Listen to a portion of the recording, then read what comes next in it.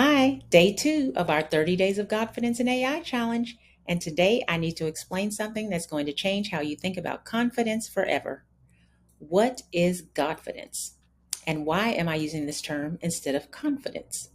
If you've been following me, you've heard me use this term. But today I want to break it down completely because understanding the difference between confidence and Godfidence, in my opinion, is everything. I'm Bobby, and if this is your first time here, welcome to the challenge. Make sure you subscribe because we will be here doing this for 30 days straight. Here is what I've learned about regular confidence. It's shaky. It's tied to your performances, your feelings, your circumstances, other people's opinions. Regular confidence says, I believe in myself because I'm good at this. But what happens when I'm not good at something? What happens when I fail? What happens when someone criticizes me? That confidence crumbles. I used to try to build confidence the world's way with positive thinking, fake it to make it. And you know what? It worked until it didn't. The moment I hit a setback, faced criticism, or tried something I wasn't naturally good at, all that confidence disappeared. Godfidence is different. Godfidence isn't based on you. It's based on who made you. Godfidence says, I can handle whatever comes because God has equipped me with everything I need. I can learn what I don't know. I can figure it out as I go. I can trust the wisdom He placed in me. See the difference? Regular confidence depends on your abilities. Godfidence depends on God's design for your life. When you have Godfidence, you don't need to be good at something to try it. You don't need to have all the answers before you start. You don't need other people's opinions to move forward because your confidence isn't coming from you. It's coming from the one who created you. Let me tell you when I first realized this difference. I was thinking about starting my coaching business. I spent months asking everyone what they thought. My family, my friends, other coaches, anyone who would listen.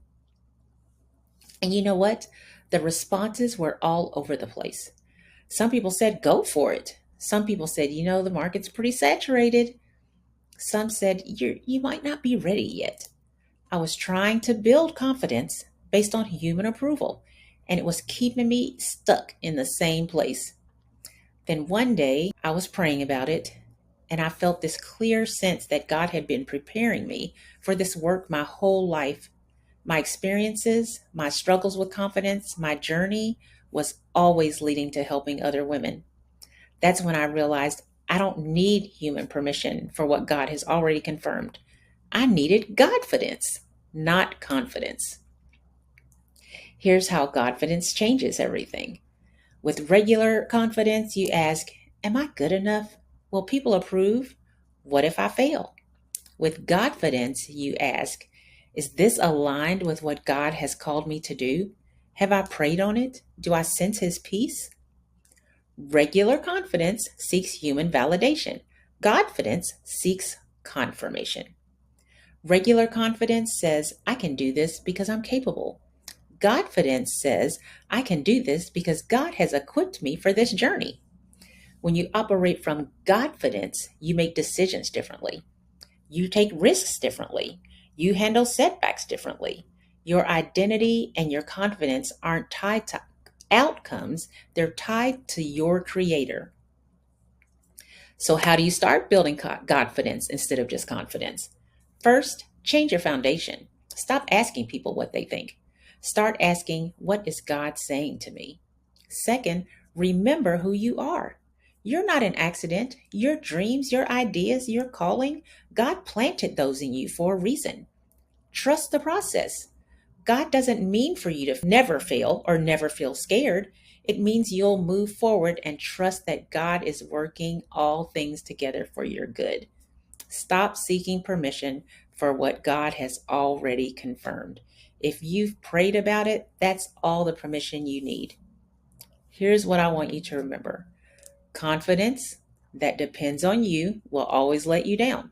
But Godfidence, confidence rooted in God's design for your life, that's unshakable. You don't need to be perfect to have confidence. You don't need to have it all figured out. You don't need to trust that the God who created you also equipped you for whatever He's calling you to do. Tomorrow, day 3 of the challenge, we're going to talk about the sneaky ways we seek permission without even realizing it. Trust me, you're going to be surprised at what you discover about yourself.